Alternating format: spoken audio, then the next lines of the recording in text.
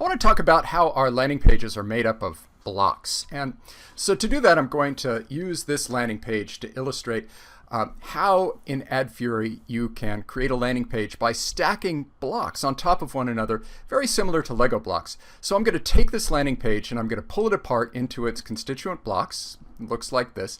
And each block is a separate customizable entity. You can put a separate background image for each one. You could put a separate background color. You can put a separate overlay. So really the way that you can configure your landing page is completely customizable and really an infinite variety of things that you can do with it.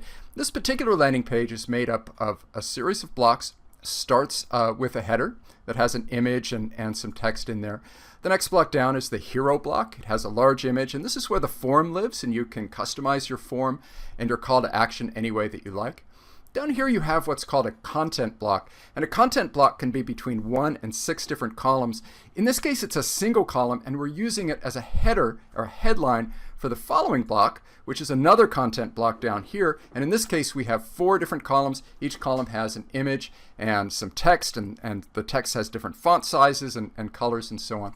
Right below that you have another content block. This is another 1 column content block. It's also being used as a headline for this content block down here. Another 4 column content block, except the first and the last blocks columns here are empty. Down here you have a call to action with a customizable button that can return the user to the top to the form, or you can have it trigger to go to a different page if you wish. And then down here is the footer. Okay, and now here we're seeing the same landing page in the AdFury builder. So I'm going to scroll through, and you can see that each one of the blocks that was highlighted before has a little label in the upper right. Each label has the name of the block and also this little gear that you can click on it, and it spawns this little pop-up where you can change the background color, you can change the overlay, you can place an image if you want, you can change the layout options, and so on. I also want to highlight this sidebar over here. The sidebar actually shows you all of the blocks that are within your landing page that are turned on, and also allows you to turn on and off different blocks. So for example, we have a feature block right here that is hidden. I can click this checkbox right here, and it appears down here in the landing page. So you can hide it.